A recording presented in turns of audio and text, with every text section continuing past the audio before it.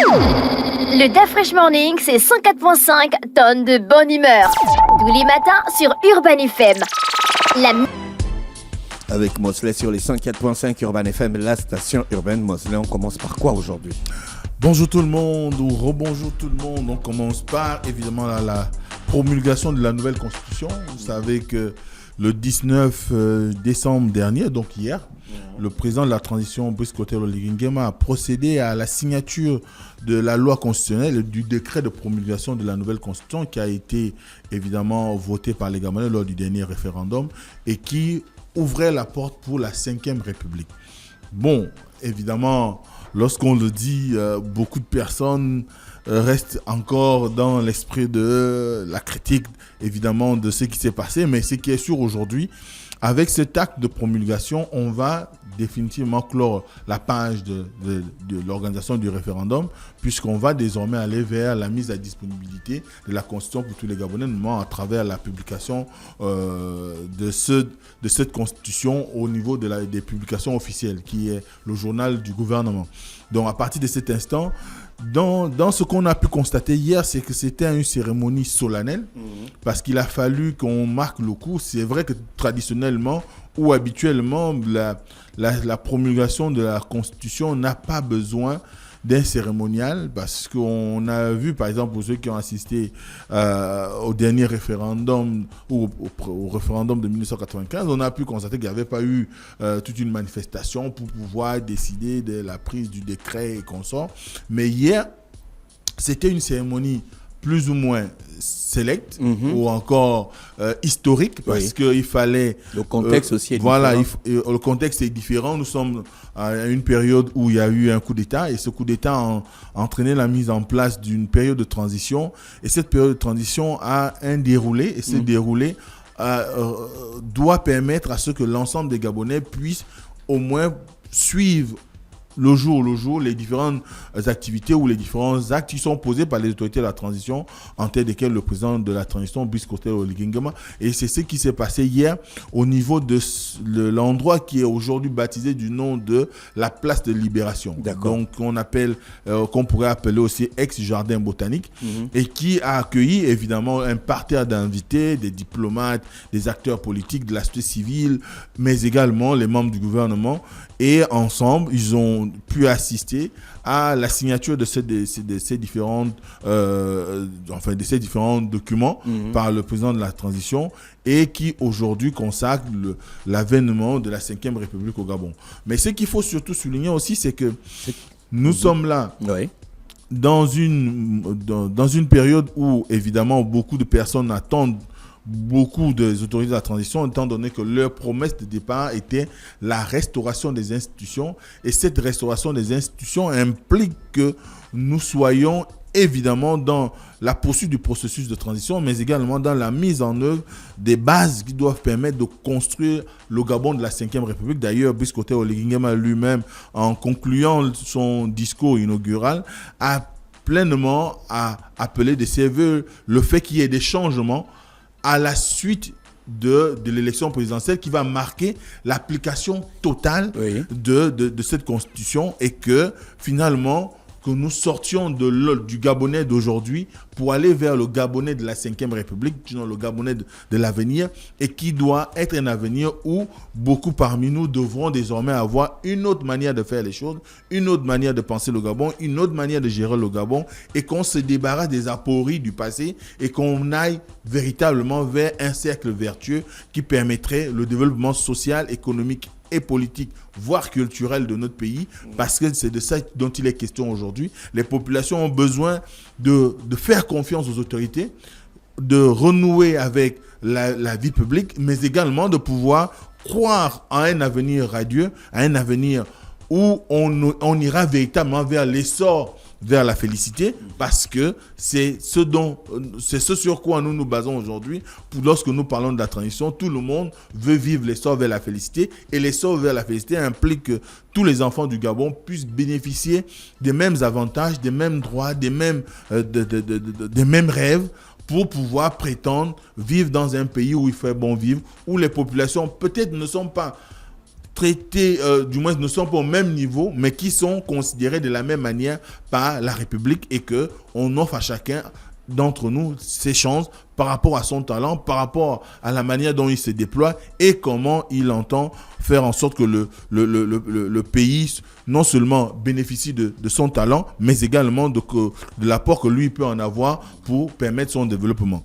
Donc c'était cette cérémonie-là qui va suivre évidemment avec la mise en œuvre de la loi électorale. Ce qui nous permet d'embrayer sur le second sujet qui est... J'ai vu une petite fille, elle a bravé tout le monde, elle a embrassé le président. Ça m'a blasé, quoi. J'ai trouvé ça cool, c'était sympa. Oui, mais il faut dire qu'aujourd'hui, chez les jeunes, il y a une cristallisation autour du président de la transition parce que il faut le reconnaître. Pendant longtemps, les Gabonais ont vécu une période où le contact direct avec le peuple n'était plus facile avec les autorités. La maladie d'Ali Bongo avait fait en sorte qu'il s'éloigne des bains de foule et que finalement, lorsque le président de la transition arrive, il imprime un nouveau style, c'est celui d'aller vers les populations. Et si vous regardez bien les photos de famille qu'il y a eu hier, on a pu constater qu'il y avait aussi bien les officiels, mais également des élèves qui ont été appelés. J'ai vu par exemple des élèves du CDETA. Oui, d'ailleurs, c'est même pas loin.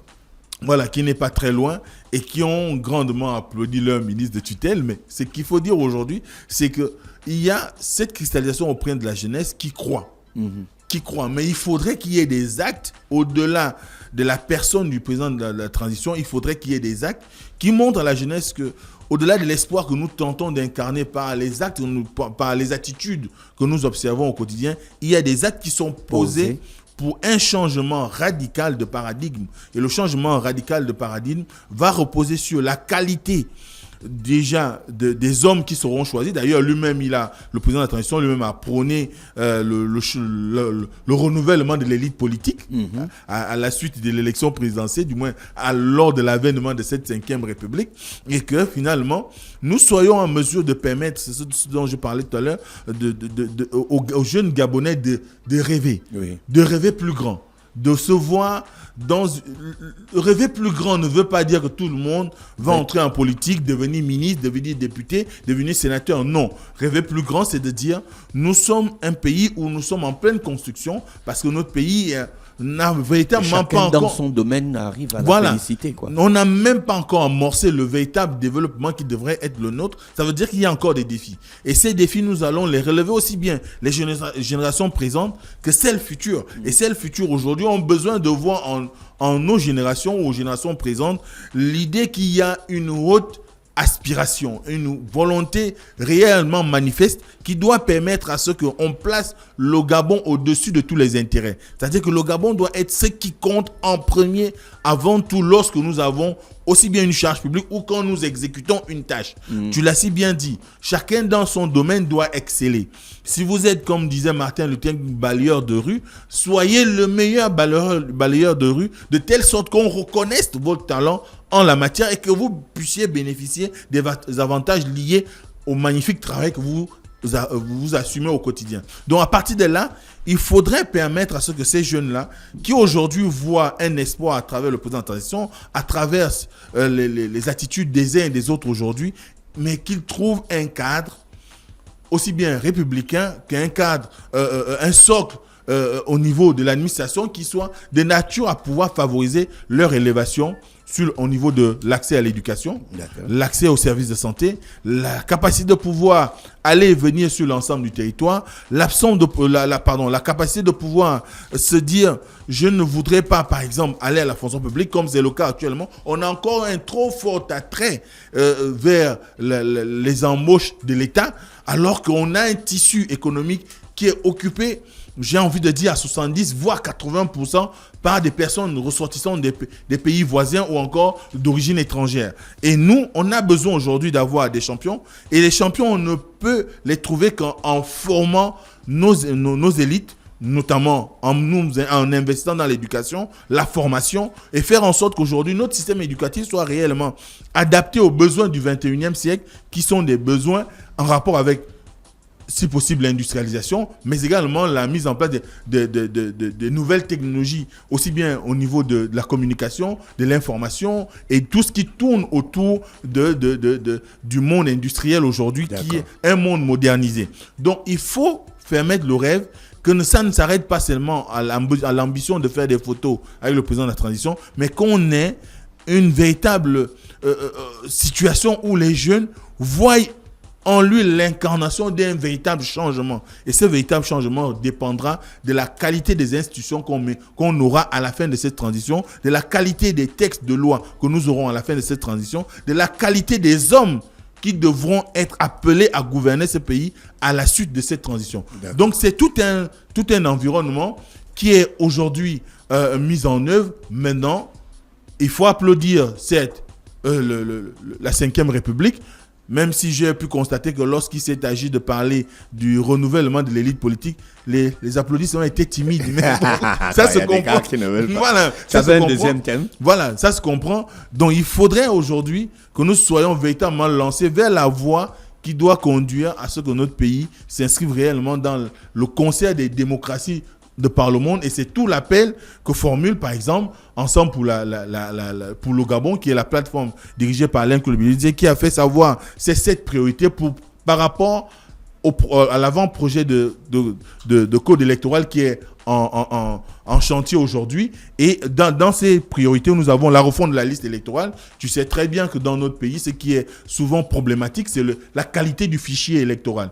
Notre fichier électoral, je l'ai dit la dernière fois, a un problème, c'est qu'on retrouve des personnes qui sont décédées là-dessus. Il faut le retoiletter, lui donner une cure de jouvence, le moderniser, notamment en y préfigurant des personnes qui sont soit des nouveaux votants ou des personnes en âge de voter. Parce qu'il faut savoir que le grand combat pour la prochaine révision de la liste électorale sera effectivement de pouvoir aller vers la capacité de convaincre les jeunes qui ont atteint l'âge de faire valoir leur droit de vote à s'inscrire sur la liste électorale, sans qu'il y ait de pression, mais qu'ils y adhèrent volontairement avec l'ambition de croire qu'ils peuvent changer les choses. Ensuite, il y a le redécoupage électoral. Vous savez qu'aujourd'hui, on a un déséquilibre électoral qui fait que vous avez des zones dans notre pays, notamment des provinces qui bénéficient d'une pléthore de représentants au niveau des assemblées,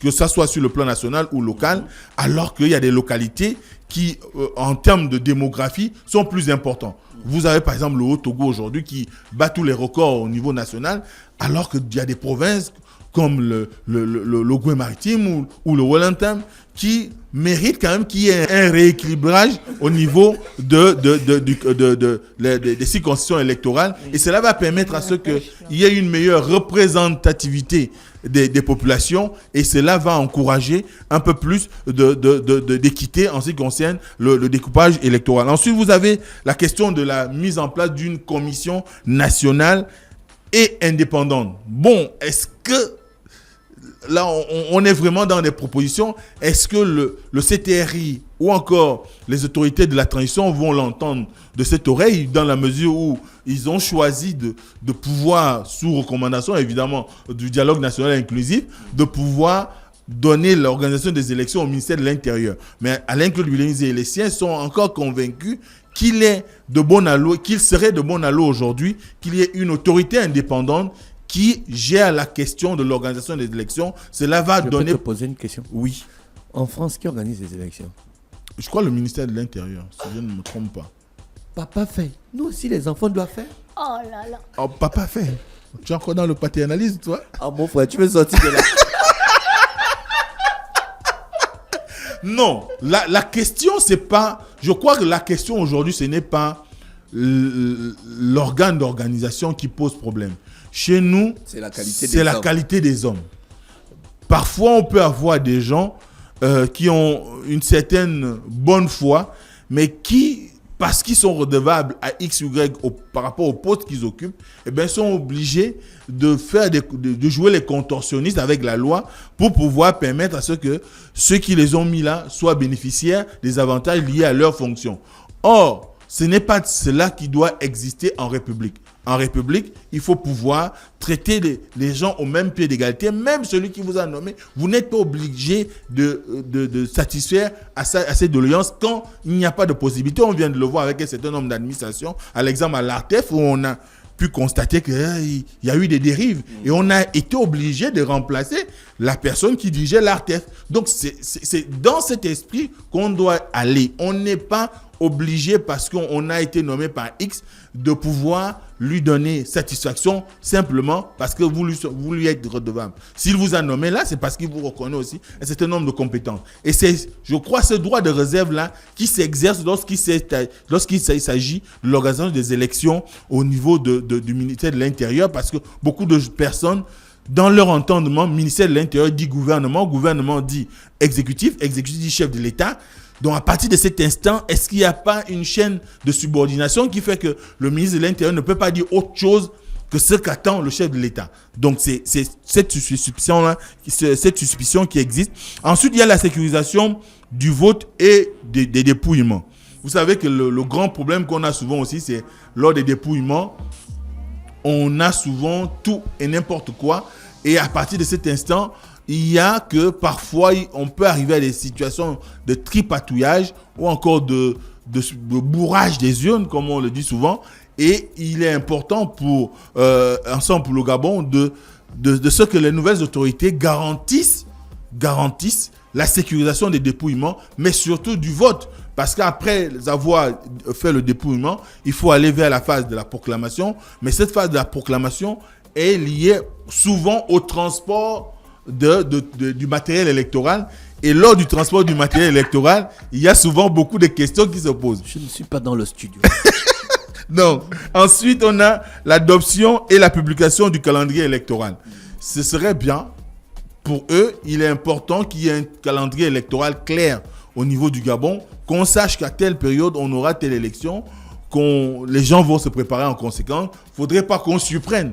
Là, par exemple, lorsqu'il y a eu l'organisation du référendum, beaucoup de camps étaient pratiquement surpris parce qu'on ne leur a pas donné suffisamment de temps pour se préparer, pour affronter les concitoyens. Donc, à partir de cet instant, il est important qu'il y ait la mise en place d'un calendrier et qu'il soit publié à temps, en respectant les délais requis pour permettre à ce que tous les camps soient traités au même niveau par rapport à la préparation de ces élections-là.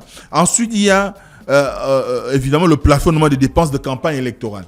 On en a parlé. Aujourd'hui, il est important qu'on ait un plafonnement des budgets alloués à la campagne électorale, pour qu'on n'ait pas des gens qui soient tentés d'aller mettre la main parce qu'ils ont la gestion d'une cagnotte républicaine ou ils ont la gestion d'une parcelle de l'État où il y a de l'argent et qu'ils soient tentés d'aller prendre cet argent-là pour battre campagne. Donc, il serait judicieux aussi d'offrir la chance à ceux qui n'ont pas mis une entrée en termes de possibilités financières d'être en mesure aussi de concourir, mais cela rentre dans le budget qui peut être fixé. Si on dit par exemple l'élection législative, je crois l'ancienne loi disait 250 000 pour la caution, et si on plafonnait par exemple le budget de campagne à 3 millions, cela va éviter qu'il y ait aussi des marges de manœuvre pour la corruption. Parce que si tu as 3 millions pour battre campagne, il sera difficile de faire 1 milliard de t-shirts,